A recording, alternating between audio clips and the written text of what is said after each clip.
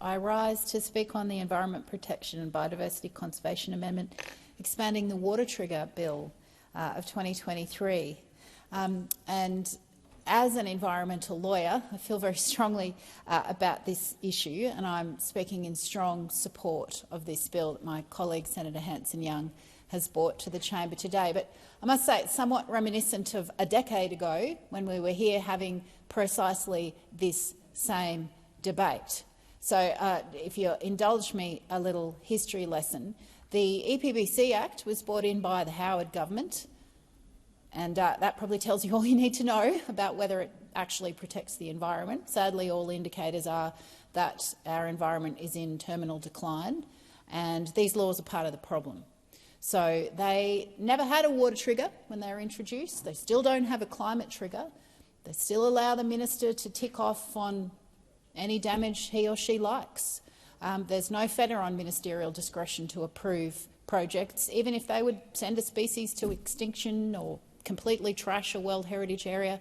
There's no preclusion on what the minister is allowed to tick off on. There's no protection for critical habitat, no consideration of cumulative impacts. Honestly, these laws are terrible. They're absolutely terrible. And so when they were first introduced in, and passed and took effect in 1999, they were really bad, and they have continued to remain substandard ever since. So in 2011, when I was in this place and an independent member, Mr Tony Windsor MP, was in this place, and when the coal seam gas companies were first trying to get their claws into our aquifers and to pollute our climate for their own private profit, Mr Windsor and then Greens leader Bob Brown and myself got together and had a chat about how our environmental laws actually really should consider water impacts, and that these massive coal seam gas projects and large coal mines, which were rapaciously spreading across the country with no regard for damage to groundwater, aquifers, surface water,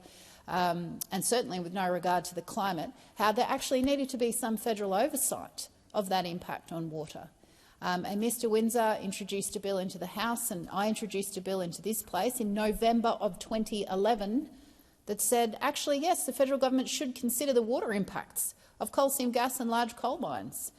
We knew at the time, and we know even more now, the serious threat that unconventional gas, including coal seam gas, presents to aquifers. They punch holes through aquifers to get to coal seams to extract the gas, and they say they've sealed these holes. But actually, in a Senate inquiry that I participated in at the very start of my term in July of 2011, we heard leaking gas from some of these pipelines, and we heard really damaging evidence that suggested that the sealant on these aquifer punctures actually doesn't last, and essentially that the threat and the risk of contamination of aquifers was very real. So not only the leaking of gas, but also the cross-contamination with fracking fluids and aquifers, essentially the threat to poison our water supply. And so that's why the Greens and Mr Windsor at the time moved to add water to our environmental laws, because not such a great idea to poison your water supply, is it? Not such a great idea for agricultural productivity or for nature or for continued existence. And of course, the big parties in this place opposed that. They didn't want a water trigger, didn't think it was their responsibility.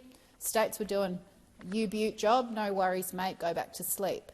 Well, thankfully, 18 months later, the then Labor government changed their mind and introduced the water trigger. Now, the Greens supported that. We said, great, I'm sorry it took you 18 months. You could have just agreed when we first proposed it, but thanks for coming to the party. But at the time, they didn't include unconventional gas, so they left out shale gas and tight gas. So that meant that WA, where they don't have coal seam gas, they've got shale gas, was completely unprotected, and that these voracious companies, much of which are trying to savage the Canning Basin in the north of WA, didn't have to think about the water impacts of their gas extraction activities. And likewise the Northern Territory, which of course is now being savaged by Tamboran Resources and others that want to frack the Beetaloo Basin. No, they didn't deserve to have their water protected. It was a very East Coast-centric approach that was taken in 2013 by the then Labor government. So the Greens moved amendments, and I checked last night, it was on the 17th of June 2013 that the Greens moved amendments to add shale and tight gas to the water trigger, to protect water in WA, to protect water in the Northern Territory, because there is no scientific difference in the threat and the damage to aquifers between coal seam gas and shale and tight gas extraction. All unconventional gas extraction has the same risk to aquifers. And I might add it has the same risk to the climate. And that, unfortunately, is still a festering sore that has not been fixed in our environmental laws. They still don't require consideration of climate impacts, and the Greens will continue to push for that. And we have a private member's bill to do that too. And again, we've been pushing on that for many a year now. So fast forward 10 years on, and the Labor government has committed to protecting groundwater and aquifers from the impacts of tight gas and shale gas extraction. But where is the legislation? They said it would be here by the end of the year. It's not here. It's been 10 years since the Greens first moved to extend the water trigger to cover all forms of unconventional gas extraction. 10 years. You finally promised to do it, but you still haven't done it. Well, we're here today saying here's the bill. It's a very short bill. It's very easy drafting. It's a very simple concept. It says that you should have protection for all aquifers from unconventional gas extraction, not just protection from coal seam gas, but from tight and shale gas as well, from all forms of unconventional gas. And reminding the Labor Party that this is their policy, they've said they'll do this, well, here's your opportunity. We've done the work for you. Didn't take much. We did it 10 years ago. We're doing it again today. And urging this chamber to think seriously about getting on and protecting these aquifers, because we know that the Beetaloo is on the brink of moving from exploration to production, and Tamboran Resources, who already have a very checkered history in terms of how they've dealt not only with First Nations mobs up there, but how they've dealt with operations so far. And I believe they've already been pinged for spraying toxic wastewater all over the site. And when I say pinged, I mean it, because they barely got any consequences at all. And these licences are about to transition from just exploration to production. And at the very minute, the water trigger won't be able to impact that. The federal government won't be able to say, hang on, we're really worried about these aquifers. We're hearing the concern from the scientific community. We're hearing the concern from First Nations owners. We'll at least take a look at this. At the moment, they can't. The law doesn't allow them to do that. And so this is a fix that the Beetaloo needs. This is a fix that First Nation communities needs. This is the fix that our environment needs, to have a halfway decent water trigger that actually properly considers the full impacts. So you have to be very patient in this job, I'm learning. It took us 10 years to get the National Anti-Corruption Body established. And again, you folk all laughed at us when we first proposed that in 2009. And now in 2023, we have an independent National Anti-Corruption Commission. That's great, but boy, it took a while, didn't it? And here we are 10 years on from proposing that the water trigger be expanded to unconventional gas, and we're still arguing the same thing, and the two big parties still haven't done it, despite one big party now having committed to do it. They haven't yet followed through. We're very patient people, but I'm afraid we are running out of time. And this won't fix everything. Because, as I said at the outset of my speech, this doesn't actually stop new coal or gas. It merely says that the Minister for the Environment has to consider the impacts on water resources from unconventional gas extraction. The Minister is still entirely able to consider those impacts and say, well, actually, I don't care. I'm going to tick off on this anyway because my big party just got big donations from the fossil fuel companies. My big party just got taken on a private plane trip by Tamboran Resources. Our laws are that broken. This is the smallest of fixes that enables the Federal Environment Minister, whoever it might be at any point, to actually do the right thing for our water resources, for First Nations communities, for the environment, not for the big gas companies. Whether the minister chooses to use those powers will be up to them, and we'd love to fix that too. But this would simply enable the minister to think about the impacts on water resources before ticking off on yet another fossil fuel project. And we've already seen this Environment Minister tick off on 5 new coal mines since taking office, and I thought we actually had a change of government. and I'd hoped we'd have a change of climate policy, but the fossil fuel approvals have not slowed down.